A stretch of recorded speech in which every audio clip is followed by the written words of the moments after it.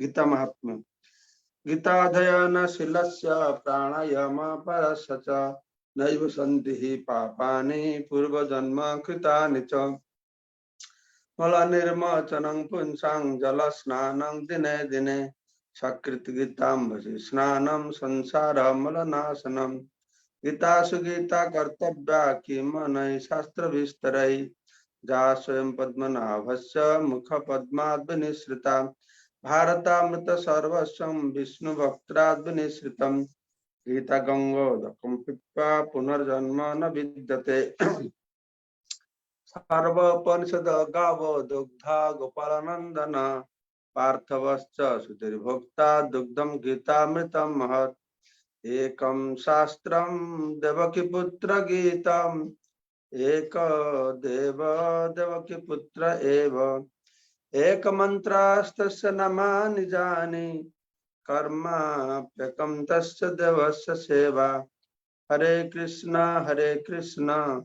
कृष्ण कृष्ण हरे हरे हरे राम राम राम हरे हरे। तो आज के আমরা শ্রীমদ্ ভগবত গীতা যথাযথ 10ম অধ্যায় বিভূতি যোগ 8ম শ্লোক শ্রবণ করব। 8ম, 9ম, 10ম, 11 এই 4টি শ্লোক হচ্ছে চতুর্দশী শ্লোক গীতা চতুর্দশ। এই 4টে শ্লোকের মাধ্যমে ভগবান শ্রীকৃষ্ণ তার অনন্য ভক্তির কথা তিনি বর্ণনা করছেন। ঠিক আছে, তো সেখানে বলা আছে যে কিভাবে সবকিছু ভগবান থেকে এসেছে। তো তাই কিভাবে ভগবানের ভক্তের লক্ষণ কি, অনন্য ভক্ত যারা, আমরা তখন আগে সব শ্রবণ করলাম বিভিন্ন প্রকার ভক্তি, এখানে শুধু অনন্য ভক্তির কথা বর্ণনা করা হচ্ছে। 8ম শ্লোক ওম নমো ভগবতে বাসুদেবায় ওম নমো ভগবতে বাসুদেবায় ওম নমো ভগবতে বাসুদেবায় অহং সর্বস্য প্রভব মত্ত সর্বম প্রবর্ততে ইতি মত্তা ভজন্তে মাং বুদ্ধ ভাব সমন্বিতা। আমি জড় ও চেতন জগতের সবকিছুর উৎস, সবকিছু আমার থেকে প্রবর্তিত হয়। সেই তত্ত্ব অবগত হয় পণ্ডিতগণ শুদ্ধ ভক্তি সহকারে আমার ভজনা করেন। তো এই শ্লোকে ভগবান বলছেন যে সবকিছু ভগবান থেকে আসছে। আমরা আগে শুনলাম সুখ দুঃখ ভয় অভয়, জন্ম মৃত্যু, যা ভালো আর মন্দ সবটাই ভগবান কাছ থেকে আসছে। ভগবান ভালোর কারণ, তিনি মন্দেরও কারণ, কেন তার কাছ থেকে সবকিছু আসছে। তো ঠিক যেভাবে সূর্য হচ্ছে আলোকের কারণ, সরাসরি সূর্য আলোক দ্বারা আমার আলোকিত হয়। কিন্তু অন্ধকার কারণেও সূর্য, কিন্তু সূর্যের অনুপস্থিতিতে অন্ধকার করে না। তো সে অন্ধকার কারণেও সূর্য পরোক্ষ ভাবে। ঠিক সেভাবে এই জড় জগৎ যেহেতু ভগবানের শক্তি থেকে আসছে, জড় গুণের দ্বারা ভগবান প্রভাবিত হন না, তার শক্তি থেকে এই জড় জগতে সবকিছু এসছে, জ্ঞান ইত্যাদি। সেক্ষেত্রে তিনি বলছেন যে আমি হচ্ছে সবকিছুর উৎস। অহম সর্বস্ব প্রবর্ততে, অহম সর্বস্ব প্রভব মত্ত সর্বম প্রবর্ততে। এই যা কিছু দেখছে সবকিছু আমার দ্বারাই চলছে। তো এই জ্ঞানের দ্বারা মানে প্রভাবিত হয়, বা এই জ্ঞানের দ্বারা সে কনভিন্স হয়, মানে কি নিশ্চিত হয়। যারা পণ্ডিত লোক আছে, তাদের মধ্যে তারা ভালোবেসে আমাকে ভজন্তে মা ভজনা কর। তো আমরা দেখছি এখানে যারা পণ্ডিত নয়, সাধারণ লোক, তারা তো এমনি ভক্তি করে দেখছি। পণ্ডিত লোকেদের সাধারণত এমনি ভক্তি হয় না, তারা ভালো করে জানতে চায়। তো তাদের জন্য বলা হচ্ছে তারা ভালোভাবে জেনে তারা কি করে না আমার ভক্তি করছে। তো এখানে ভগবান তার বিভূতি, তার এই মহান শক্তির দ্বারা তার বিভূতির বিশেষ বর্ণনা করছেন। ঠিক আছে, যে আমি সমস্ত যা কিছু আমরা দেখতে পারছি, যা কিছু প্রকাশিত হয়েছে এই ভৌতিক জগৎ, জড় জগতে, সব কিছুর কারণ হচ্ছেন ভগবান। তিনি পরমাত্মা রূপে সর্বত্র বিদ্যমান রয়েছেন এবং এই জড় জগতে সবকিছু তার দ্বারা পরিচালিত হয়েছে। তার দ্বারাই তার থেকেই তিনি তো বিভিন্ন এই নারদ মুনি ইত্যাদি বিভিন্ন রূপে জ্ঞান, তপস্যা, ভক্তি, কর্ম, এই সমস্ত সাধনার যে লক্ষ্য, এই সব সাধনার লক্ষ্য হচ্ছেন ভগবান। তারপরে তিনি বর্ণনা করছেন যোগ সম্পর্কে। কোন যোগ? না অনন্য ভক্তি যোগ। তো এই ইতিমত্তা, এই জ্ঞানের দ্বারা প্রভাবিত হয় বা জ্ঞানের দ্বারা স্থিরীকৃত করে, যথার্থ বিশ্বাসের দ্বারা তারা কি করে, পণ্ডিত লোকেরা কি করে, তারা আমার ভক্তিমূলক সেবা করে, আমার উপাসনা করে। তারা বুদ্ধ ভাব সম্বন্ধিতা পণ্ডিত লোকরা কি করে না দাস্য ভাবে, সখ্য ভাবে, ভাব কথা বলা হয়, এইভাবে তারা আমার উপাসনা করে। তো একান্ত ভক্ত যারা, এই 4টি শ্লোকে 8, 9, 10, 11, 12 এই 5টা শ্লোকে তো ভগবান কি করছেন না 11 পর্যন্ত ভগবান বলছেন, তারপরে 12 নম্বর শ্লোকে অর্জুন বলছি। তো তার নিজের ভগবান তার নিজের স্বভাবের কথা বলছেন, যেটা থেকে ভক্তি সৃষ্টি হয়, আর ভক্তি সেখান থেকে কি হয় না পোষণ হয়, ভক্তির পোষণ হয়, ভক্তির বিকাশ হয়। ঠিক আছে, কি করলে ভক্তির পোষণ হবে, বিকাশ হবে, সেটা তিনি বর্ণনা করছেন। এই বর্ণনার মধ্যে জানাতে চাইছেন যে তিনি সবকিছুর মূল। আমরা আগে শুনেছি কিছু ছিল না, তিনি ভগবানে ছিলেন। ভগবান আগে বলেছেন সবকিছু আমার কাছ থেকে আসছে। সেক্ষেত্রে প্রভুপাদ সুন্দরভাবে তাৎপর্য বর্ণনা করছেন যে কিভাবে গোপাল তাপন উপনিষদে বর্ণনা করা হয়েছে। সেখানে বলা হচ্ছে जो ब्रह्माणां विदधाति पूर्वम जो वै वेदांश गापयति स्म कृष्ण। এর কৃষ্ণের নাম উল্লেখ করে বলা হয়েছে সেই কৃষ্ণই ব্রহ্মাকে প্রথমে বৈদিক জ্ঞান প্রদান করেন ও তিনি সেই জ্ঞান আদিকালে প্রদান করেছিলেন। তো ভগবান কৃষ্ণই, কৃষ্ণের প্রকাশ হচ্ছেন নারায়ণ। তো নারায়ণ রূপে তিনি জ্ঞান দিয়েছেন। তো সেকথা নারায়ণ উপনিষদে বলা হচ্ছে অত পুরুষ বৈ নারায়ণ কাময়ত প্রজা সুজয়ত। তারপর পরমেশ্বর ভগবান নারায়ণ প্রাণী সৃষ্টির ইচ্ছা করেন। তো এভাবে দেখা যাচ্ছে কৃষ্ণ নারায়ণ তার ইচ্ছাতেই সবকিছু হচ্ছে। আর একথাও বর্ণনা করা হয়েছে শাস্ত্রে, উপনিষদে বলা হচ্ছে যে নারায়ণাৎ ব্রহ্মা জায়তে। আমরা কালকে আলোচনা করলাম নারায়ণাৎ যিনি মহাবিষ্ণু গর্ভ থেকে বিষ্ণু প্রকট হয়েছেন, সেখান থেকে ব্রহ্মা প্রকট হয়েছেন।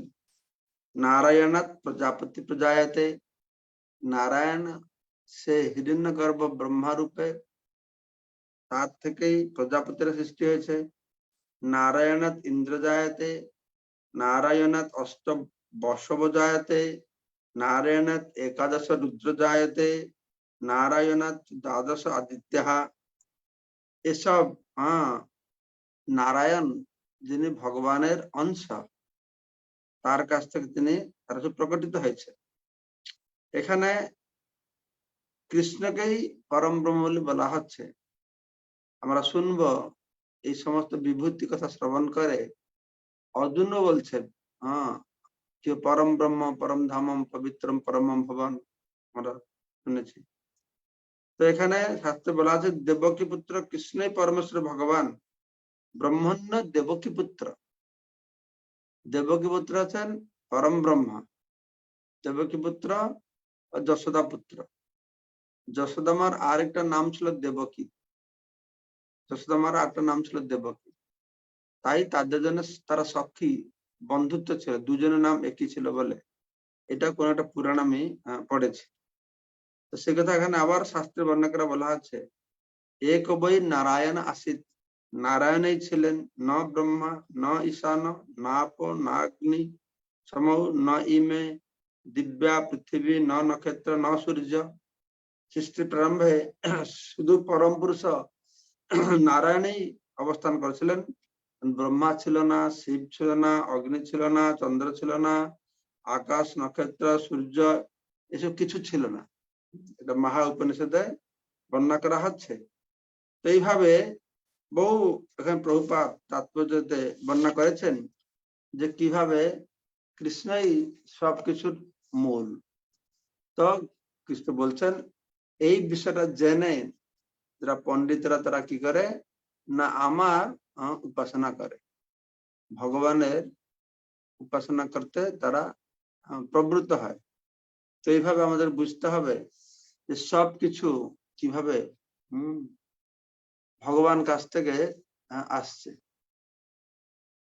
সেটা আরো বিভিন্ন ভাগবত বলা হয়েছে, বরাহ পুরাণে বলা হয়েছে, আর বিভিন্ন শাস্ত্রে একথা বলা হয়েছে যে নারায়ণ হচ্ছেন, বরাহ পুরাণে বলা হচ্ছে, নারায়ণ উপনিষদে বলা হয়েছে যে নারায়ণ কৃষ্ণের বৈভব বিলাস। বৈভব বিলাস মানে তার লীলা ঐশ্বর্য। বেদে বলা হয়েছে কৃষ্ণ হচ্ছেন ব্রহ্মণ দেবকী পুত্র। এইভাবে এই নারায়ণ হচ্ছেন কৃষ্ণের অংশ। সেক্ষেত্রে বিভিন্ন শাস্ত্র থেকে আমাদের আচার্যরা তুলে ধরেছে। তারপরে বলা আছে মচ্চিতা মদ্গত প্রাণা বোধয়ন্ত পরস্পরম কথয়ন্তশ্চ মাং নিত্যং তুষ্যন্তি চ রমন্তি চ। এটা অত্যন্ত গুরুত্বপূর্ণ বিষয় আমাদের জন্য। মচ্চিত্ত মদ্গত প্রাণ, মচ্চিত্ত যার চিত্ত আমাতে আবিষ্ট, যার মন আমাতে আবিষ্ট। মদগত প্রাণ, মদগত প্রাণকে যেরকম অর্ণগত প্রাণ আমরা বলি না, সে অর্ণগত প্রাণ মানে অর্ণ না পেলে সে আর থাকবে না, অর্ণের উপরে সম্পূর্ণ নির্ভর করেছে। ঠিক যে মদগত প্রাণ মানে কৃষ্ণগত প্রাণ, কৃষ্ণ ব্যক্তির কাছে থাকতে পারে না, এইরকম যে অবস্থা হয়। সেক্ষেত্রে বর্ণনা করা আছে যাদের চিত্ত ও প্রাণ সম্পূর্ণরূপে আমাতে সমর্পিত, মচ্চিত মদগত।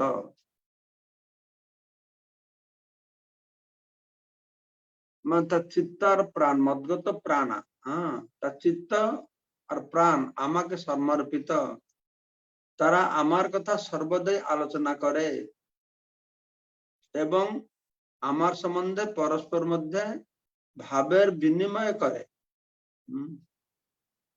বোধয়ন্তি পরস্পরম কথয়ন্তি চ মাং নিত্যং তুষ্যন্তি চ রমন্তি চ। পরম সন্তোষ, তুষ্যন্তি চ রমন্তি চ মানে পরম আনন্দ, তারা সন্তুষ্ট লাভ করে আর আনন্দ লাভ করে। ঠিক আছে। তো এখানে বর্ণনা করে বলা আছে অনন্য ভক্ত যারা সে বুদ্ধি আধ্যাত্মিক দিব্য বুদ্ধি প্রাপ্ত হয়েছে। এই পরের শ্লোকে বলবেন ভগবান তদামে বুদ্ধি যোগম, ভগবানের আশীর্বাদে কৃপাতে যারা সে বুদ্ধি পেয়েছে। কেননা আমরা শুনেছি আগে এই বুদ্ধি এই জ্ঞান অসম্মোহ এর দ্বারা ভগবানকে জানা যায় না। কেননা এরা হচ্ছে ভগবানের জড় গুণ থেকে সত্য গুণের। ভগবানকে জানতে হলে যে বিশেষ বুদ্ধি যোগ দরকার, এটা ভগবানের কৃপাতে আমরা পাবো, কালকে আলোচনা করেছি। ঠিক আছে,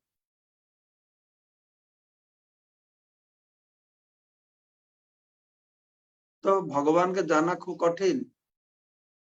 ভৌতিক বুদ্ধি দিয়ে ভগবানকে জানা যাবে না। তো ভগবান বুদ্ধি দিলে সেটা আমরা তাকে জানতে পারবো, এটা বুঝতে হবে। তো যারা ভগবানের আসল ভক্ত মত চিত্ত, তাদের সব মতগত প্রাণ মানে সম্পূর্ণ চিত্ত সম্পূর্ণরূপে ভগবানে অর্পিত হয়েছে। ঠিক যেরকম একটা ছোট ছোট ছেলে যে কোনো মানুষের বিশ্ব ভোগের প্রতি চিত্ত সবসময় যদি অর্পিত হয়, যে যাকে ভালোবাসে তার নাম তার রূপ তার গুণ, ও সব থেকে আনন্দ পায় না। এই জড় জগতে স্বামী স্ত্রীকে ভালোবাসে বা মা ছেলেকে ভালোবাসে, যে যাকে ভালোবাসে, ঠিক সেই রকমই ভগবানের অন্যান্য ভক্ত যারা, তাদের মন সবসময় লোভী, তারা লোভগ্রস্ত। কিসের লোভগ্রস্ত? না ভগবানের রূপ, তার নাম, তার গুণ, তার লীলা, তার মাধুরিমা, এইসবের প্রতি সবসময় তারা কি থাকে? প্রলোভিত থাকে।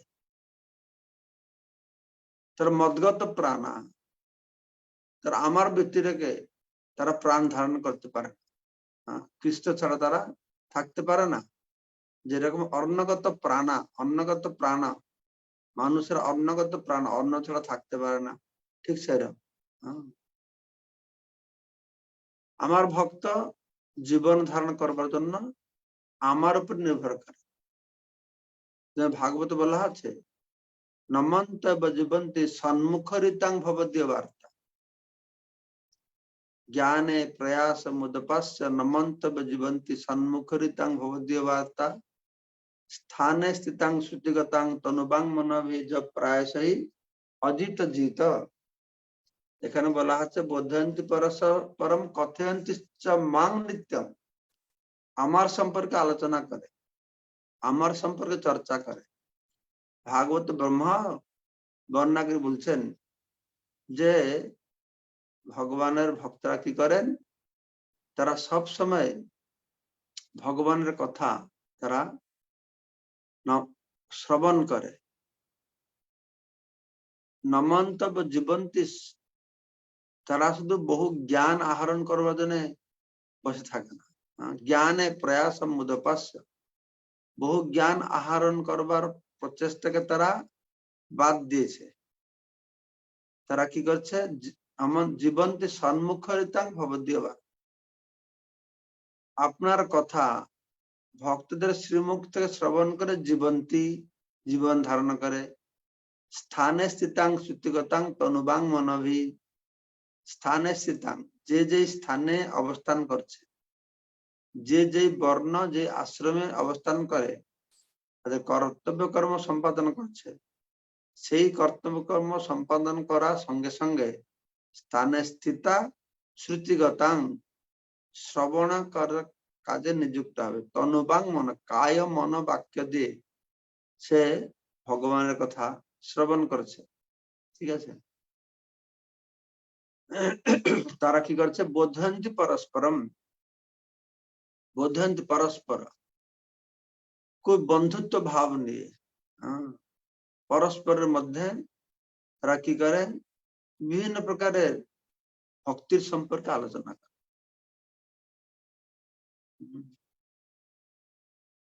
বিভিন্ন প্রকারের ভক্তি সম্পর্কীয় তারা আলোচনা করে। ভক্তির আসল স্বরূপ কি সে নিয়ে আলোচনা করে। তারা আমার সম্পর্কে, ভগবান সম্পর্কে, ভগবানের সেই মধুর রূপ, তার গুণাবলী, তার লীলা, অসংখ্য রয়েছে, সেই সম্পর্কে তারা আলোচনা করে। তারা ভগবানের মহিমা গান করে, তার সেই রূপ লীলা গুণের মহিমা গান করে। এইগুলি তারা করতে থাকে। তাদের মন সম্পূর্ণ এই সমস্ত কার্যকলাপে আবিষ্ট থাকে। বর্তমানে কলিযুগে আমাদের মন এইরকম কার্যে আবিষ্ট থাকা বড় মুশকিল হয়ে যাচ্ছে। আমাদের মন বিভিন্ন বিক্ষিপ্ত হয়ে যাচ্ছে। যেরকম আগের সময় ছোটবেলা আমরা দেখেছি বয়স্ক লোকেরা তারা সবসময় বিভিন্ন ভাবে এই কাজে নিযুক্ত থাকতো। সাধারণ গ্রামের লোকেরা যেভাবে ভগবানের ভক্তি ছিল, নিবিষ্ট থাকতো, আজকাল আমরা অনেক তথাকথিত উন্নত ভক্ত হয়েও আমাদের সেরকম ভগবানের প্রতি মন আবিষ্ট নেই। সেইটাই আবিষ্ট করাটাই আমাদের জীবনের লক্ষ্য। সবসময় বসে ভগবানকে তো আলোচনা করবে, তার লীলা, তার গুণ, তার মহিমা আনন্দ করে, আনন্দ পাবে। বুঝতে পারছো? মৎসিত পদ্ধয়ন্তি কথয়ন্তি। এইভাবে ভগবানের কথা শ্রবণ কীর্তন করা, এটাই অত্যন্ত গুরুত্বপূর্ণ বিষয়। এইভাবে ভক্তরা কি করে, তারা তুষ্যন্তি চ রমন্তি চ, দুটো শব্দ ব্যবহার করা হয়েছে। তুষ্যন্তি মানে সন্তুষ্ট হয়, রমন্তি মানে তার আনন্দ লাভ, রমণ করে, আনন্দ লাভ। ভগবানের ভক্ত যদি তার কথা শ্রবণ না করে, তার কথা কীর্তন না করে, পরস্পর বসে আলোচনা না করে, তাহলে মাছকে জলের বাহিরে রাখলে মাছের যে অবস্থা, ভগবান ভক্তের অবস্থা সেরকম হয়। এইটা যে ভক্তের লক্ষণ। যারা ভক্ত নয় তারা বসেও আলোচনা করে, তুষ্যন্তি চ রমন্তি চ, সন্তুষ্ট হয়ে আনন্দ পায়। কিসেতে না, পরনিন্দা পরচর্চা করতে তারা ভালোবাসে। পরনিন্দা পরচর্চা করে তারা আনন্দ পায়। কিন্তু ভগবান একান্ত ভক্ত যারা, কথয়ন্তশ্চ মাং নিত্য, আমার কথা তারা শ্রবণ করে। তাই বলা হচ্ছে যে শ্রোতব্যম কীর্তিতব্যম ধ্যেয় পূজ্যশ্চ নিত্যদা। তস্মাৎ একেন মনসা ভগবান সত্যতাং পতি। তস্মাৎ, সেজন্য একান্ত ভাবে, একনিষ্ঠ ভাবে, একাগ্র চিত্তে, তস্মাৎ একেন মনসা ভগবান সত্যতাং পতি, ভগবান যে তার ভক্তের রক্ষাকারী পতি, তার কথা শ্রোতব্য, শ্রবণ করা উচিত, কীর্তিতব্য, কীর্তন করা উচিত, ধ্যেয়, ধ্যান করা উচিত, পূজ্য, পূজা করা উচিত, নিত্যদা, সব সময়। সে কথা এখানে বলা হলো কথয়ন্তশ্চ মাং নিত্যম। তার সবসময় লীলা গুণ এসব শ্রবণ করবে। এইভাবে আমার স্মরণের মাধ্যমে, আমার কথা স্মরণ, শ্রবণ, কীর্তন, এর মাধ্যমে তারা কি করে, তারা সন্তুষ্ট হয়। তুষ্যন্তি চ, তারা সন্তুষ্ট হয়। যাবে জল পান করলে তৃপ্তি লাগে, অমৃত পান করলে তৃপ্তি লাগে, সেরকম ভক্ত কৃষ্ণ কথা পান করে, কর্ণ গহ্বর দিয়ে পান করে, তারা তৃপ্তি হয়, তারা সে আস্বাদন করে, তারা আনন্দ অনুভব করে। তো এখানে বিশ্বনাথ ঠাকুর বলছেন, ঠিক যেভাবে একটা যুবক ছেলে একটা যুবতীর হাসিপূর্ণ কটাক্ষ দর্শন করে, যদি কোনো মেয়ে এটা হাসতে হাসতে একটা যুবককে তার দিকে তাকায়, তার যুবকটা আনন্দে তার মন ভরে যায়। তো সেরকম ভগবানের কথা শ্রবণ করলে অন্যান্য ভক্তের মন আনন্দে ভরে যায়। যে ভগবানের কথা স্মরণ করে আনন্দ পাওয়া অনুভব নেই, তো তার জড়জাগতিক দৃষ্টান্ত দেখাচ্ছেন। সেই রকম আকর্ষণ ভগবানের প্রতি থাকে। এটা তার একটা গার্লফ্রেন্ডের কথা বলছে, যে ছেলে যেরকম একটা তার মেয়ে বান্ধবীর কথা সব চিন্তা করে, সবকিছু তার ভাল লাগে, ঠিক সেরকমই মেয়ে বান্ধবী হোক, তোমার ছেলে হোক, বাবা হোক, মা হোক, যাকে ভালোবাসে, যে যাকে ভালোবাসে, তার সবটাই তাকে ভালো লাগে। ভালো না লাগলে, যদি তাকে ভালোবাসে না, তাহলে কোনোটাই তাকে ভালো লাগে না। বাংলাদেশে আমি শুনেছি তারা বলে, যারাই দেখতে নাই তারা চলন বাঁকা, দেখতে না পারলে এই বাঁকে বাঁকে হাঁটছে। যাকে ভালোবাসছে তার সবটাই তাকে ভালো লাগে। সেরকম যারা ভগবানের ভক্ত, তারা ভগবান প্রতি খুব আসক্ত, ভগবানের সবকিছু তাকে ভাল লাগে। তো এইভাবে যাদের মন সম্পূর্ণরূপে একান্ত ভাবে একমাত্র ভগবানের প্রতি অর্পিত হয়েছে, তাদের কথা এখানে বর্ণনা করা হচ্ছে কিভাবে তারা মৎচিত্ত মদগত প্রাণ, তার চিত্তর প্রাণ এই দুটো ভগবানকে অর্পণ করে দিয়েছে। ভগবানকে অর্পণ করে তারা কি করছে, পরস্পরের মধ্যে সেই ভক্তি ভাবের বিনিময়, বোধয়ন্তি পরস্পরম, ভক্তি ভাব, তার কি ভক্তি ভাবের, সে ভাবের বিনিময় করছে তারা এই ভগবানের সাধন ভজন করে। এক মিনিট।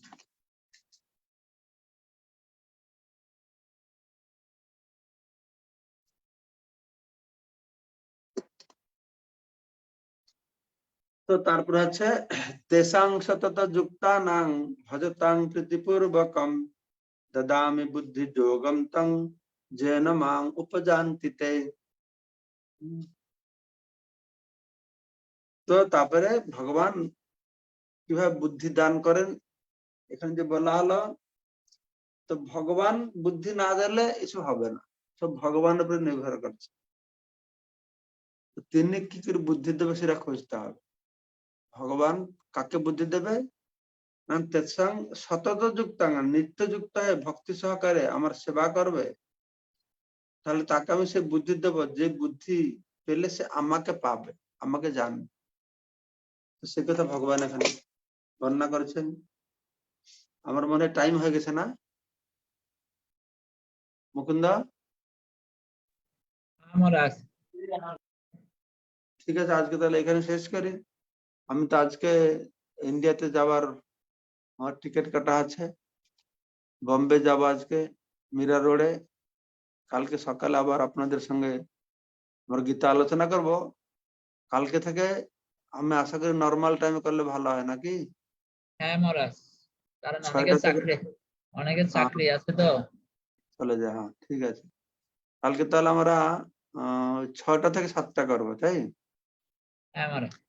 6টা থেকে 6:30 জব হবে। আমি আশা করি কালকে টাইমলি উঠবো ভারতে গিয়ে। ঠিক আছে, সবাইকে অশেষ ধন্যবাদ। মঙ্গলময় কৃষ্ণপ্রভু, বলুন কি প্রশ্ন আপনার আছে?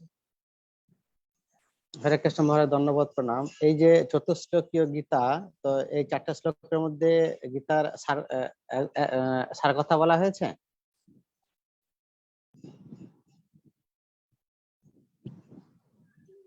সার কথা বলা হয়েছে, একদিকে সার কথা, যেহেতু এখানে অনন্য ভক্তির কথা বর্ণনা করা হচ্ছে, এটা সার কথা, সেটাকে না, যে আমরা তো জানি যে 4টা শ্লোকে নারায়ণ ব্রহ্মাকে ভাগবত বলেছিলেন, ব্রহ্মা নারদকে বলেছিলেন 10টা শ্লোকে, কিন্তু গীতা যে চতুর্শ্লোকে কি কি হল সেটা আমি জানি না। এই 4টে শ্লোক কাকে বলেছিলেন, কিন্তু এমনি আচার্যরা বলছেন চতুর্শ্লোকে গীতা সেইভাবে। তো সার কথা বলে বুঝতে হবে, যেহেতু এখানে অনন্য ভক্তির কথা বলা আছে, সেই জন্য সার কথা বলে মনে করতে হবে। আর মহারাজ ব্রহ্মার ক্রোধ থেকে যে রুদ্রের সৃষ্টি হলো, তো যখন এই জগতে মহাপ্রলয় হয়ে যাবে, ব্রহ্মা দেহ রাখবেন, তখন এই রুদ্রর কি দেহাবসান হয়ে যাবে? আমার যা ধারণা, রুদ্র যে শিব, তো সদাশিবের প্রকাশ, বুঝতে পারছো? হুম। তো আমার মনে হয় তখন তো ব্রহ্মাণ্ড কিছু থাকবে না, তখন তিনি সদাশিবের সঙ্গে আবার মিশে যাবেন, এক হয়ে যাবেন। আর মহারাজ এই যে শ্লোকটা,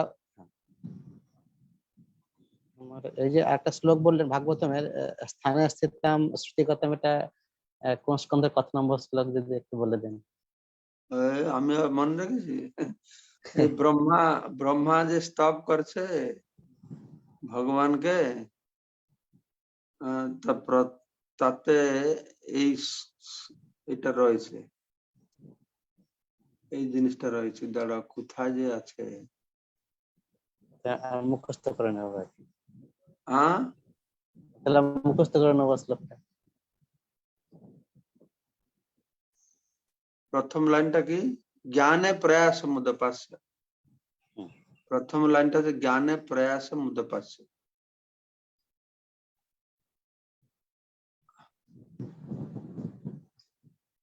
এটা আমাকে দেখতে হবে, এটা ফলিওতে গেলে জ্ঞানে প্রয়াস, এটা টাইপ করলে এটা আসবে। এটা ব্রহ্মা তার স্তবে বলেছেন ভগবানকে, জ্ঞানে প্রয়াস মুদপাস্য নমন্তব জীবন্তি সন্মুখরিতাং ভবদীয় বার্তা স্থান স্থিতাং শ্রুতিগতাং তনুবাং মনভি চ প্রায়শ অজিত জিত ত্রৈলোক্যম। এটা আছে, সেই এই ত্রিভুবনে অজিত ভগবানকে জয় করতে পারবে যে নিজে নিজে স্ব বর্ণ আশ্রমে স্থিত থাকে, কায় মন বাক্যে যে ভগবানের কথা শ্রবণ করে। পরে দেখে বলবো, ঠিক আছে? আচ্ছা মহারাজ, ধন্যবাদ। ওকে, হরে কৃষ্ণ, সবাইকে অশেষ ধন্যবাদ। বাঞ্ছা কল্পতরুভ্যশ্চ पतितानां पावनेभ्यो वैष्णवेभ्यो नमो नमः। जय पुरुषोत्तम स्वामी महाराज की जय श्री जय। श्रीमद् नमस्कार भक्ति श्री महाराज चरण जय सरोज जय। दंडवत प्रणाम।